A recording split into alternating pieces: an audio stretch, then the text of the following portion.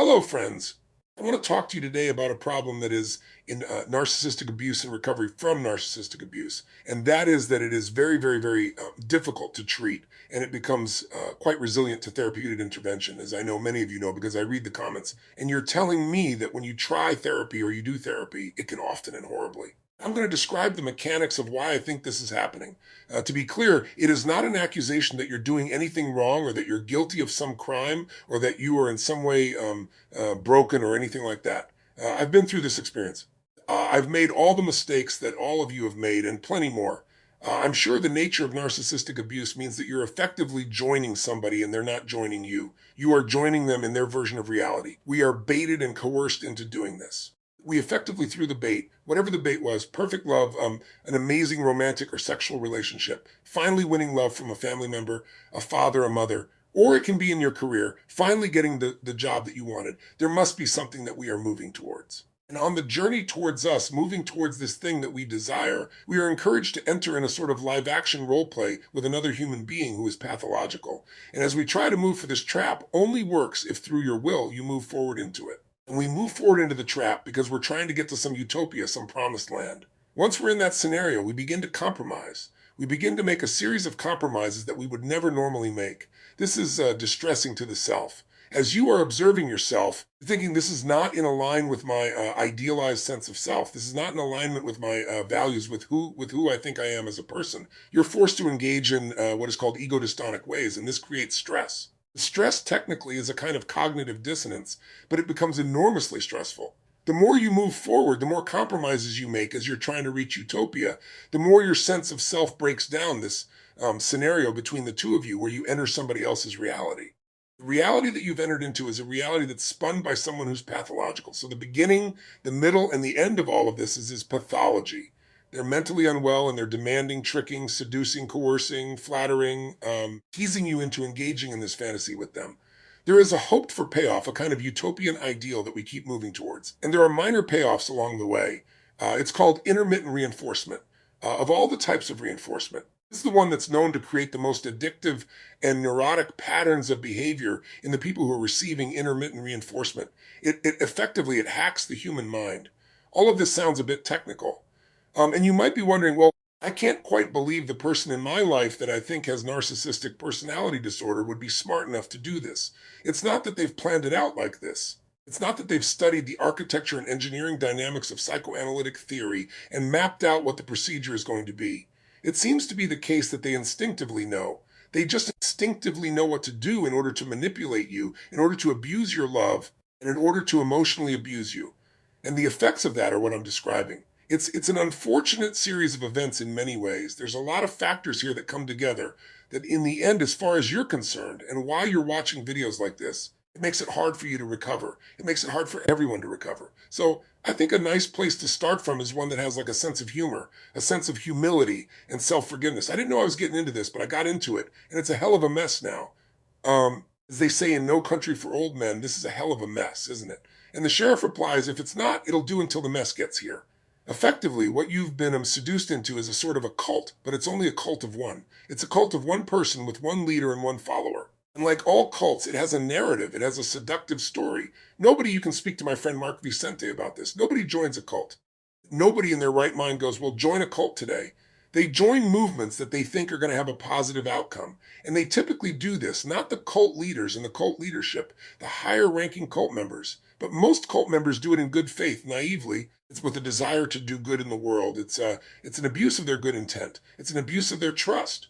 But it's important to understand that within this narrative, within this false world where we say everybody who joins this cult has been touched by the finger of the great transcendent God who lives in the Pallades, and everybody outside this cult, I'm just making it up, I don't know, is not fully human. They're half our context cyborgs, and we need to escape the matrix of this version of reality that's created by a false God. It's like I'm going into Gnosticism now. Whatever that story is, it's going to be grandiose. It's going to centralize the pathological cult leader as the savior of humanity, the martyr for humanity. Whatever that story is, it's going to be grandiose and fantastical. It's a delusion. And the purpose of the story is not to bring people together and create group cohesion so we can do real good in the world. It is to serve the needs of the cult leader. Do you see the disparity? You are being told one story, but what is really happening is this. There are two things happening here at the same time. You are being told your father loves you, but he is distant. And if you just try harder, eventually you'll break through to him. And the real story is this, not you. It's an example of what could happen. I don't know what your story is. The real thing of what's going on there is it's just not a particularly nice man. Doesn't really care about his children. Doesn't really care that you love him and a craving for his approval. He's too far gone into drug addiction, alcoholism, self-worship, fragile narcissism, whatever. The point is the mechanics. I'm making a point so you can see the mechanics. You're told one story, but then you're forced to live in a different one. You're told you will live in a beautiful palace, a Disney-style palace, and then you find yourself in a dungeon. And you go, this palace, I don't want to sound ungrateful. This palace, yeah, it's got dungeon vibes in it. And they'll be like, oh, so you're ungrateful. Maybe you're like them, the others, the infidels. Maybe I was wrong to trust you. Maybe you should leave. Maybe, you see across time as you're moving towards your desired Disney palace, your desired utopia that never arrives, your ego boundaries break down because you're effectively humiliating yourself. I've lived this. I've done it. And you get worn out. And then you go into a state of learned helplessness. And then at that point, it's very, very easy for the pathological person who's not powerful. If you take away their capacity to speak and to tell lies, they have zero power. The only power they have is in their treacherous tongues. The only power they have is in the capacity to deceive. So they have the power of a con artist. If the con is very big, then they have big power. If the con is minor, then they have minor power. That's the only thing they have is the power to deceive. Through time, as your ego boundaries break, you will fuse and merge because this now is getting weaker and weaker and weaker, and slowly they're eroding your sense of self and all of your feedback loops are being cut off. Family, friends, books, any way that you can make yourself sane again is being derided, is being reframed as a threat, is being reframed as the poison of the outsiders, the poison of the great Satan, the poison of the archons, or whatever the narrative is. The narrative of a cult and the narrative of a narcissistic relationship map there must be a narrative. What is that narrative called? What are these effects called? So this is clearly a trauma bond where you've now had your ego boundaries broken down and you're fusing and merging with the pathological person's worldview because they're your only source of reality. You're looking to them to draw all your sense of meaning and reality in the world. They've hijacked the part of your mind that's responsible for your conscience, your sense of right and wrong. In psychoanalytic terms, it's called a uber ego, but it could be called the inner guide, the conscience. This is good, this is healthy, this is safe, this is bad, this is dangerous, this is not safe. And they switch that around. So instead of moving towards safety and health and thriving and happiness inside of this narcissistic space and the fusing and merging with the grandiose delusional fantasies of the pathological person, you now start to adopt their worldview, which is upside down. It's inverted. Once you've lost your sense of right and wrong, you lose the ability to rebuke them. That's religious language. You lose the ability to say, no, you did lie. I know you're lying. This isn't a palace. This is a dungeon. That's why it's dark and wet and I'm chained to the wall and there's rats everywhere. Stop telling me this is a palace. It's not. You're wrong. You lose that ability. And when a human being loses the ability to say no, to use their judgment, to use their reason to say that is evil. No, that is evil. And I'm not engaging in evil. You're lost. And many of you in your narcissistic abuse recovery journey will probably be feeling lost. And that sense of loss, the loss of self, the loss of time, the loss of our ability to grasp onto reality properly, it generates all kinds of cascading effects off the back of it. But one of the worst things is it creates a sense of despair. I'll never get out of here. What? We'll come back to the despair and why you needn't despair. Let's put that right there. What is this fusing and merging and trauma bonding in this life called?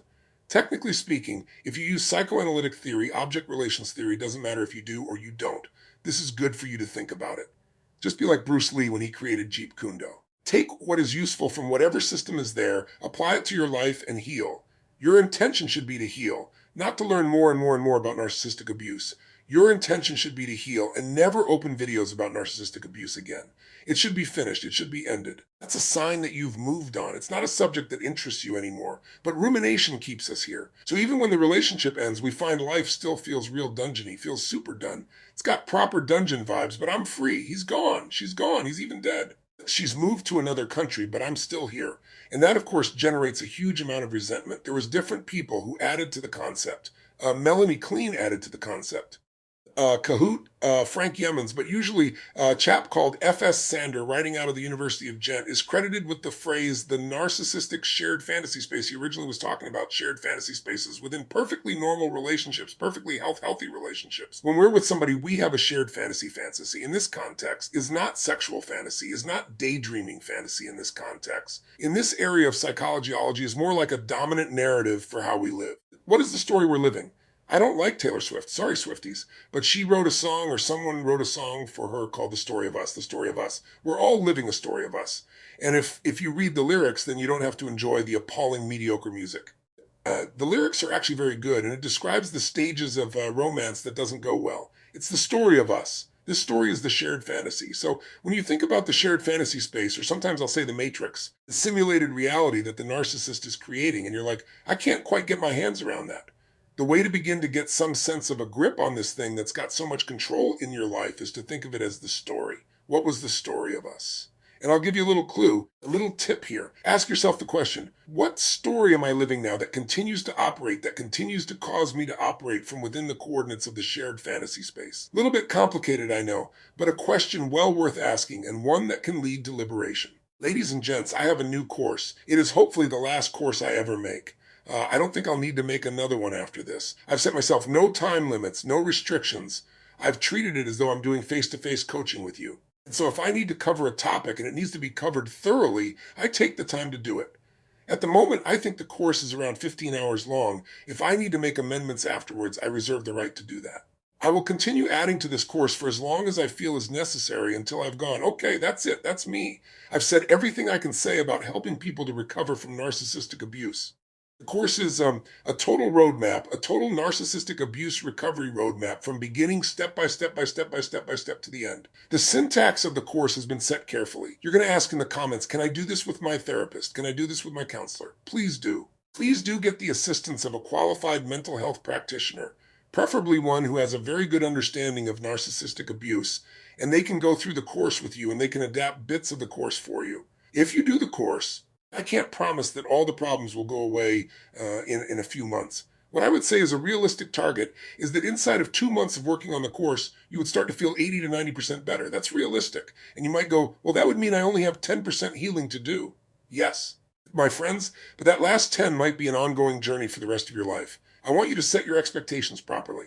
It's a very good course. I'm very happy with it. It's very thorough. It leaves no stone unturned, but it is a course. It's a course we do online. So there's a limit to how much it can actually undo. Therapy is going to help as well. If you do these techniques and your therapist takes the techniques and adapts them for you specifically, it's going to be very, very powerful. Okay, that's it. Thank you very much for your time and for your attention, and I look forward to speaking to you again very soon. Thank you.